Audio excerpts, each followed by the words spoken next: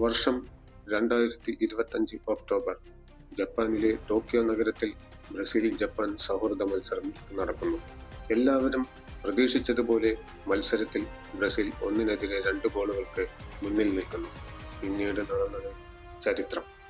കളി അവസാനിക്കുമ്പോൾ ബ്രസീലിനെ ജപ്പാൻ 3-2 അട്ടിമറിച്ചു. തക്കുമി മിനാമിനായും കെയ്റ്റോ നക്കാമുറയും അന്ന് ബ്രസീൽ ഡിഫൻസിനെ കീറിമുറിച്ചു. ആ പ്രതികാരത്തിന് മറുപടി നൽകാൻ ബ്രസീൽ ഇറങ്ങുമ്പോൾ ചരിത്രം ആവർത്തിക്കാൻ ജപ്പാനും കോപ്പുകൂട്ടുന്നു.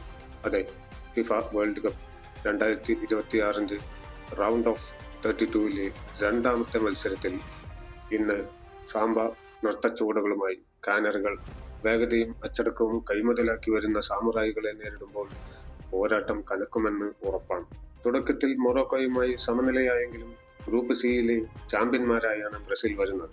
ആത്മവിശ്വാസത്തിന്റെ കൊടുമുടിയിലാണ് കാനറിപ്പട.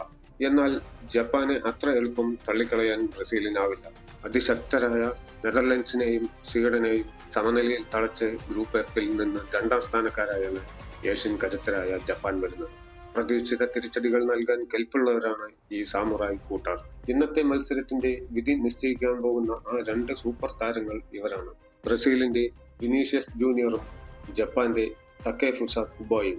ബ്രസീലിന്റെ ഇടതുവിങ്ങിൽ മിന്നൽ വേഗതയിൽ ആക്രമിച്ചു കയറുന്ന വിനീഷ്യസിനെ തടയുക എന്നത് ജപ്പാൻ പ്രതിരോധത്തിന് കടുത്ത പരീക്ഷണമായിരിക്കും.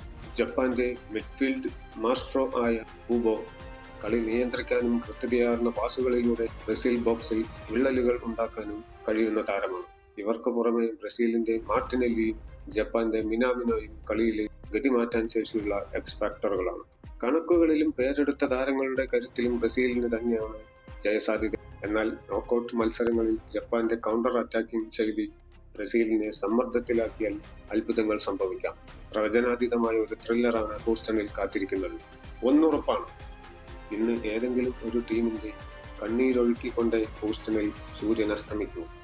ഈ രാത്രി ഹൂസ്റ്റണിൽ ആര് വാഴും, ആര് വീഴും? നിങ്ങളുടെ പ്രവചനം എന്താണ്? കാനറികൾ ചിറകടിച്ചുയരുമോ അതോ സാമുറായി പട അട്ടിമറി നടത്തുമോ? നിങ്ങളുടെ സ്കോർ പ്രവചനങ്ങൾ താഴെ കമന്റ് ചെയ്യും.